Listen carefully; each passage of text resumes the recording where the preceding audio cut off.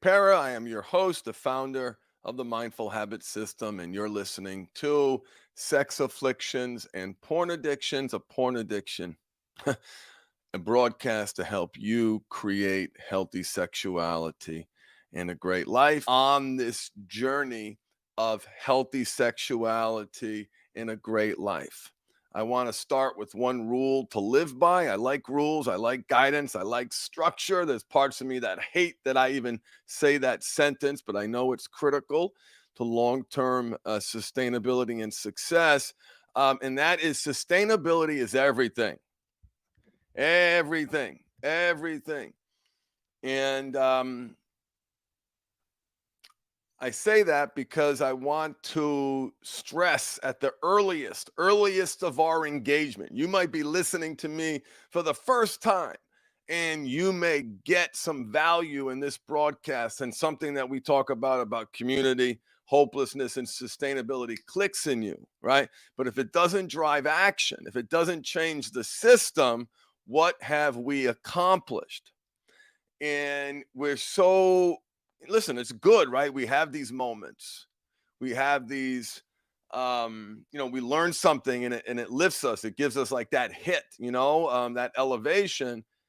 And again, you got to keep asking yourself, what do I do with this information? How do I create sustainability? So one of the things that does create sustainability, which is long-term success, is having a community.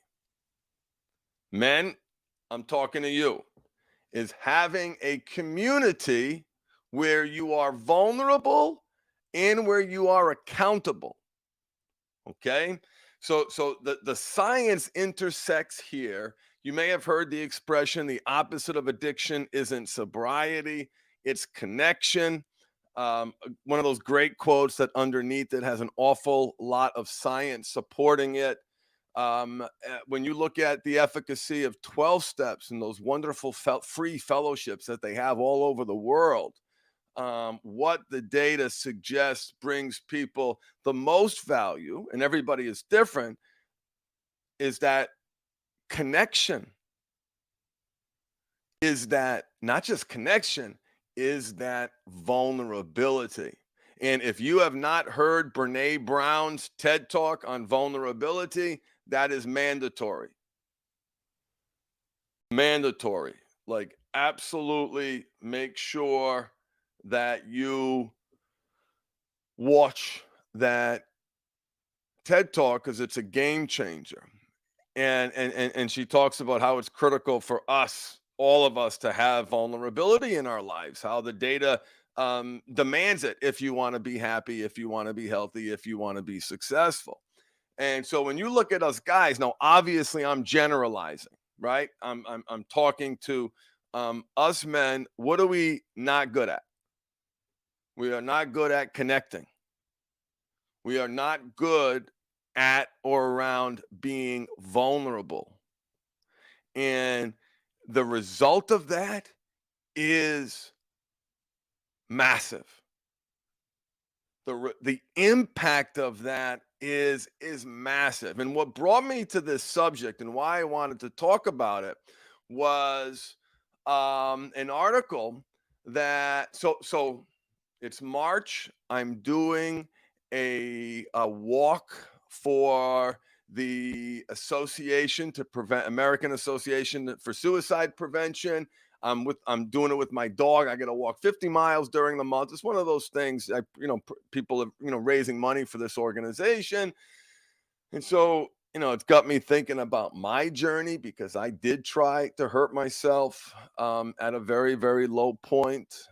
Certainly, I've had suicidal ideations, thoughts of wishing you were dead, right? And in those, while not uncommon, can be really scary. And so the article that brought me to this topic was how and why the 5 steps that you can take for someone who is really depressed, feels hopeless, and maybe suicidal. So one of them is ask, right? Ask them, are you thinking about suicide? Now, the data says that that doesn't increase suicidal ideations, it decreases it. So being blunt and upfront. But the thing that I wanted to really talk about, because I'm coming at it from like, wait, this helps. You being is be there, right? Be there, being physically present for someone, being on a video call, having that sense of community, having that sense of vulnerability is literally like one of the five things that you can do for someone that statistically um, says you can most increase the chance of saving someone's life. And it's so being there for someone whose thoughts of suicide is life-saving, increasing someone's connectedness to others and limiting their isolation, both in short and long term, has shown to be a protective factor against suicide. Connectedness is one of its main components, specifically a sense of belonging. And this connectedness that is not only a preventative factor against suicide, but in terms of escalation and connectedness. Here's the punchline that I want to deliver. Connectedness acts as a buffer against hopelessness and psychological pain. Connectedness acts as a buffer. Connectedness helps counter hopelessness. It helps counter physiological pain. So I share that with you because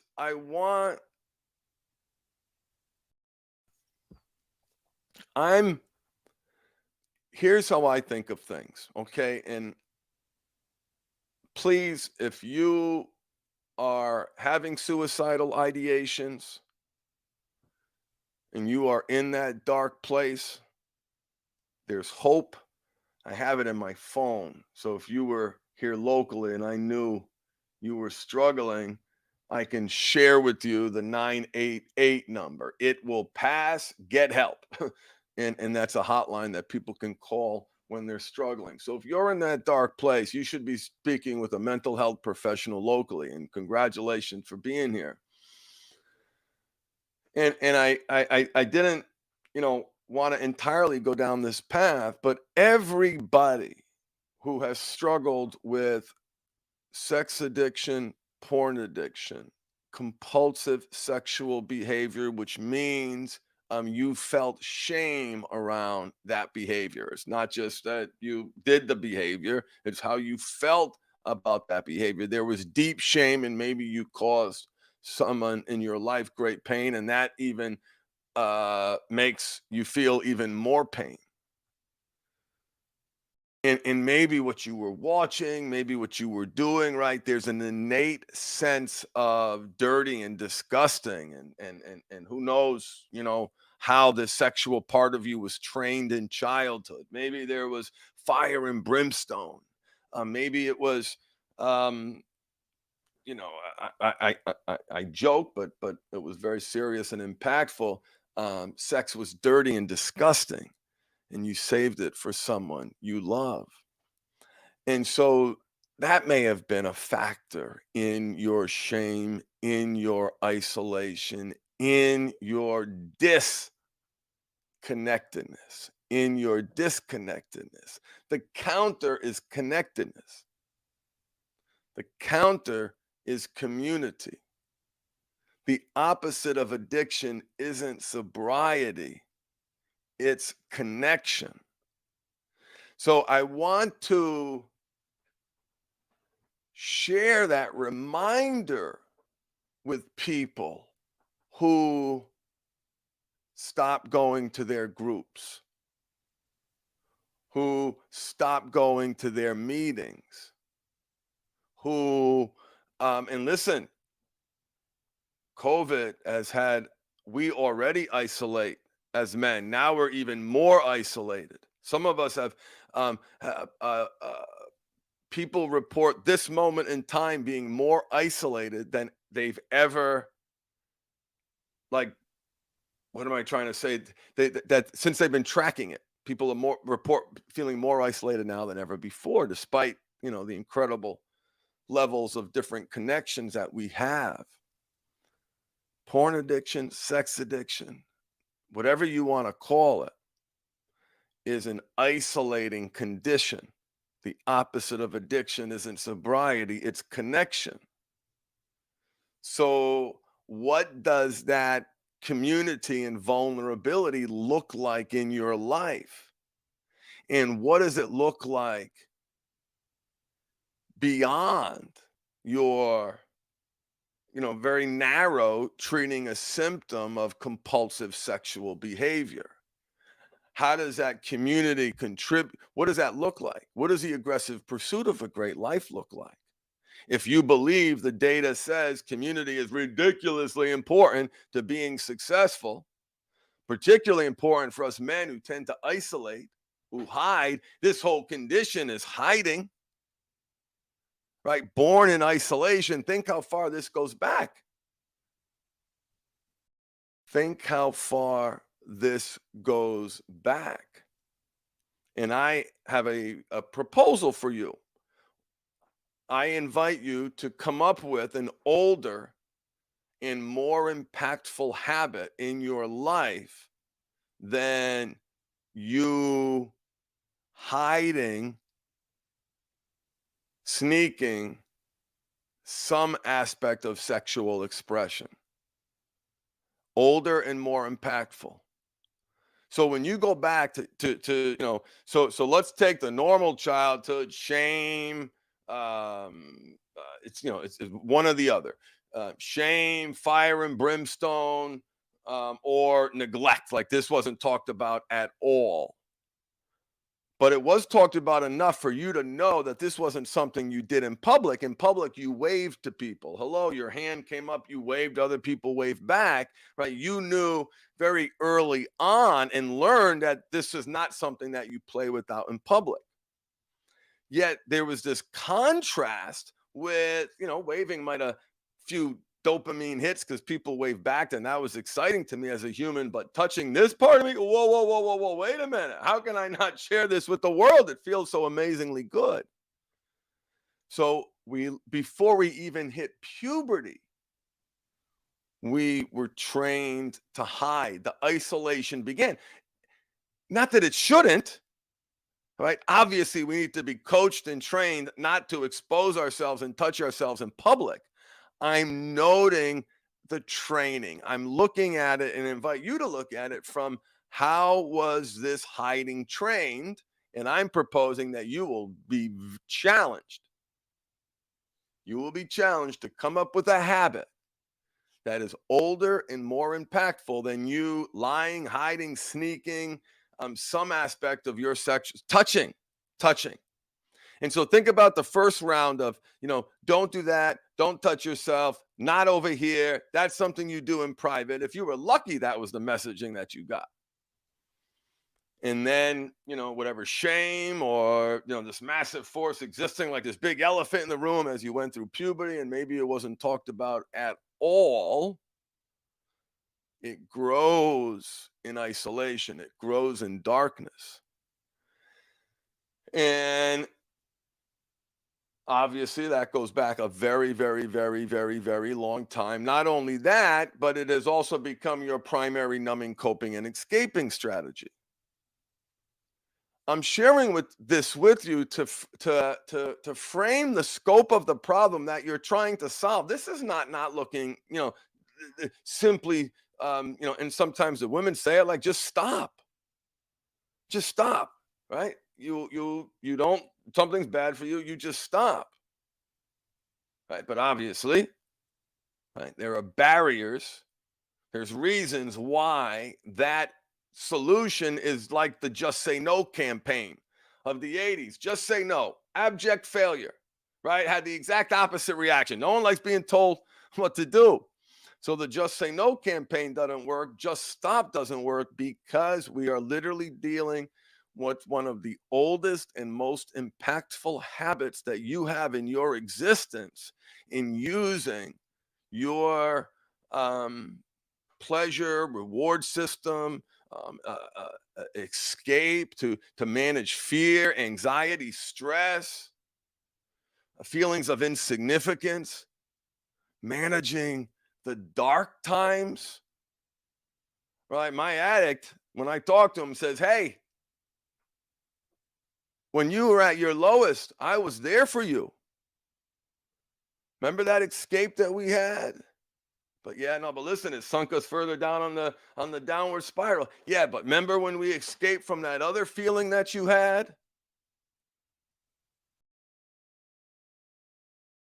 Remember, I was there for you. I was serving a purpose. This addict part, and those of you just getting to know me, you'll keep digging. Great book on this part stuff is No Bad Parts by Dr. Richard Schwartz. That's mandatory reading for all of my incredible, wonderful listeners. And for my Catholic brothers and Christian brothers and sisters, All Together You by Jenna. I don't have that book handy, but I'll tell you, go into YouTube and put in All Together You and Jenna Parts Work. Amazing book. Amazing book. So I digress. So the scope of the problem that we are trying to solve. Oldest, most impactful habit, an incredibly effective, hey, Parker, an incredibly effective manager of the central nervous system, like one of the most effective. Like you got to get some really good drugs to regulate your central nervous system better than porn, masturbation, orgasm, other behaviors. So I share that with you, not to be doom and gloom, but this isn't simply about not doing something. That's such a like a teeny tiny bit of the problem, right? And you think of that again, that darkness. Oh, here's a kick in the nut statistics. Hey, Nathan, what's up, my man? Not a statistic, an experience. Do you know that it is professionally irresponsible, unethical, and unprofessional to, as a clinician or as a provider, to encourage, push someone to stop using porn? Again, it's all legal here. Legal. We're only talking about legal, to encourage that person to stop doing that thing if he's in a mental health crisis, because that thing is holding it all together. And listen, there may be shame around that thing. All bad, like objectively causing negative outcomes. Those things are all true. And as a coping strategy, to manage this person's mental health condition and to help him to create positive outcomes and not, avoid the low lows and mindful of the high highs, certainly too quick, is, hey, maybe we take a slower approach. The reason I share that with you, because to do so is so destabilizing, it can send someone into a mental health crisis. That's how powerful and impactful this behavior is from a emotional and physical regulatory perspective. When you really, really think about the job that it's doing, it is so most powerful part of that coping strategy. And listen, it's not just only sharing about this. In fact, I recommend that this, what not to do is like 1/10 of the relationship. Certainly no more than 1/5 of the relationship, of that accountable relationship, of that community where that accountability is taking place. And it's that community, connection. The opposite of addiction isn't sobriety, it's connection. That connection comes in community. So where's your community? You've got one at work. Got it. But you can't be vulnerable at work. Anybody who's being vulnerable at work You're being too vulnerable. I almost promise you. Can almost guarantee, right? There's a line. There's a line, and certainly don't want to be talking about the subject matter of, well, this is the title, or the name of the symptom: sex addiction and porn addiction. I like calling those the solution. Even the symptom, not even the symptom. It's a level even away from the symptom, a solution. A solution. And why I love that perspective of saying your sex addiction and porn addiction is a solution, because it is serving a purpose, it is meeting a need.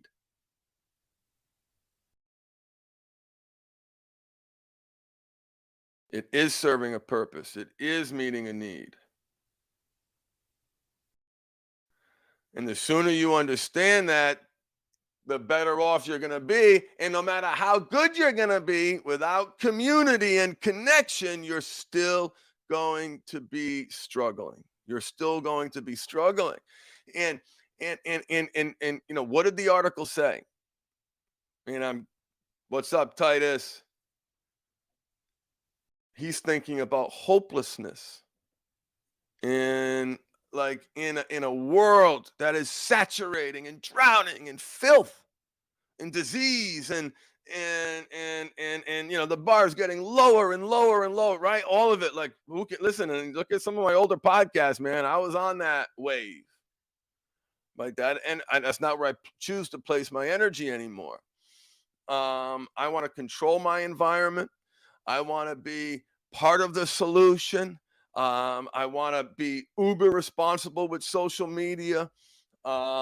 It's all of that you're talking about has forced me to create hopeful in my environment, because if you spend too much time out there, right, you've got to fit, you take care of what's in front of you first. At least that's my rule. Before you go out there, be passionate about issues, be inspired by issues.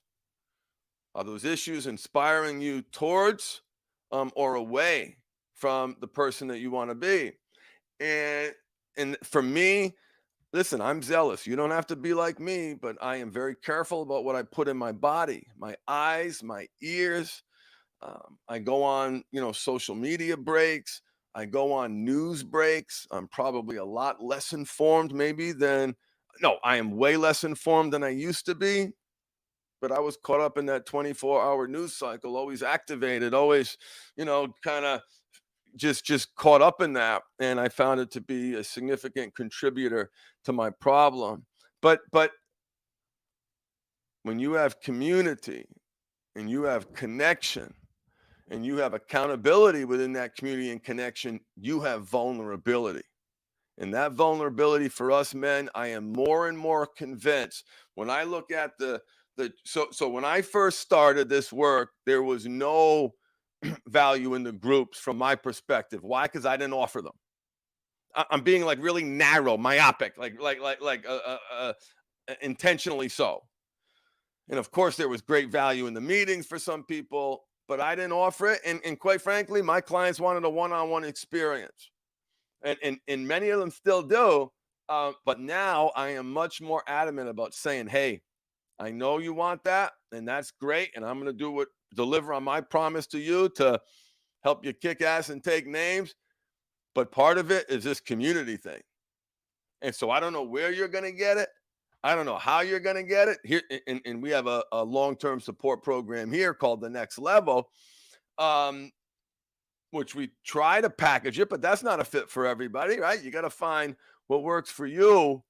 And so the more I learn, the more I know, the more community, the more connection, the more vulnerability in that community and accountability, the more those terms are intersecting. And so when they intersect, what do I do about it? How can I help those guys? How can I help you by talking about it? But how can I help those guys in the program to operationalize that, to bring that into their reality? So just an example whatever. But when I do one-on-one, it includes 3 months in the next level program. I tell people it's mandatory. There is so much value, and you could be doing a smart recovery group. You could be doing a 12-step group. You could be doing a local spiritual group, in your church, focused on men issues, of which healthy sexuality might only be a part, should only be a part, should be at the bottom. The make a habit must dominate that community.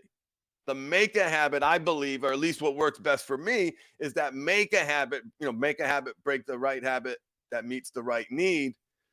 That break a habit, make a habit, one gets the result. One gets the result of not doing it, and that's making new habits. So framing that community around making new habits is important. And again, to your point, being mindful of what you put in your body, because there's a lot to feel hopeless about. I have to acknowledge that. There is. It's a little, I don't know how old you are, but some of my older brothers are like, hey, we got to, we got to remind each other. We got to keep the spirit, right? Other generations have felt this sense of hopelessness, and they rose to the occasion, and we're going to rise to the occasion, I hope. But certainly talking about it, and again, what I got in front of me, that's what I can control. What I got in front of me, that's what I got in control. So what do you think? Here's another question, and I have not answered this question publicly yet, so I have not prepared an answer for it. What do you think about Jesse Rogers' return to the porn industry after all these words shared with you during an online interview some time ago? How should we understand each step in decision? So I obviously have no idea why she made the decisions that she did. And it's not, how do I say this? Obviously, I'm still thinking it through, right? So please give me grace. And what my reaction was, I was definitely surprised. The thing that she shared with me that really changed me is her statement that, so for those of you guys who are listening, on my YouTube channel, I interviewed world famous, like A-list former adult actress Jessie Rogers, who left the industry after allegedly being sexually assaulted on set, and went on to speak about the horrors and harms of an industry. Very, very powerful. And one of the things she said to me was, there is no love in porn. She said to me, she goes, let me tell you something, Craig. There is no love in porn. There is no love in porn. And whatever she's doing, for whatever reason she's doing it, God bless her. I wish her well, and I hope she finds peace and love and all the wonderful things. So that reality, there is certainly no love in what I was watching. Right? There's certainly no love in what I was watching. So, and the other thing, Titus, why it's so important is because for whatever path she went down, she came to conclude, and maybe it's for economic reasons, maybe it's a combination of economic reasons, and this is, something she loves to do, and said, I'm going to profit from it. And that's the choice she made. For me, it's not healthy for me. Like that, nothing about that changed. That reality is just as real to me today as it was yesterday when she didn't do the videos, and now she does. So, and that is so important to build an identity. The I'm a sex addict, I'm a porn addict is a temporary state from which you develop an identity around healthy sexuality. And what's right for you might be wrong for someone else. And guys, you want to hear a curveball? Eventually, I'm going to talk about this. There is a growing this stuff is complicated, okay? And there's yeah, no, I think it's so controversial. I don't want to be a troublemaker, and I've avoided controversy my whole life. There is a growing movement of porn that targets Christian couples. And the thought is that we learn to do everything via video in these days. The real porn, where there's no love, has hijacked our sexuality so much people don't even know how to touch, they don't even know how to connect. We can do that in a godly way.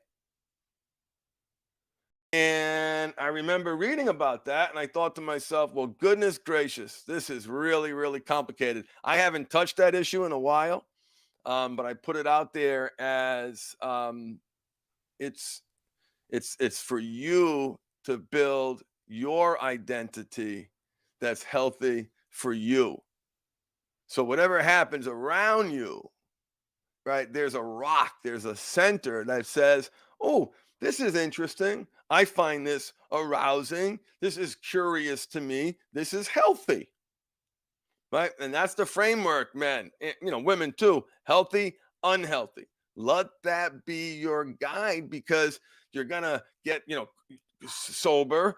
And of course, you're gonna find yourself nibbling around the edges on the internet or something somewhere, a work project all of a sudden turns into a newspaper article, turns into something else. Um, so anyway, I digress. I digress. So what do I want to say? And I want to thank you so much for listening. Thank you so much for listening. Thank you so much for being here. My wife was texting me saying my in-laws are here, so I'm going to let everybody go.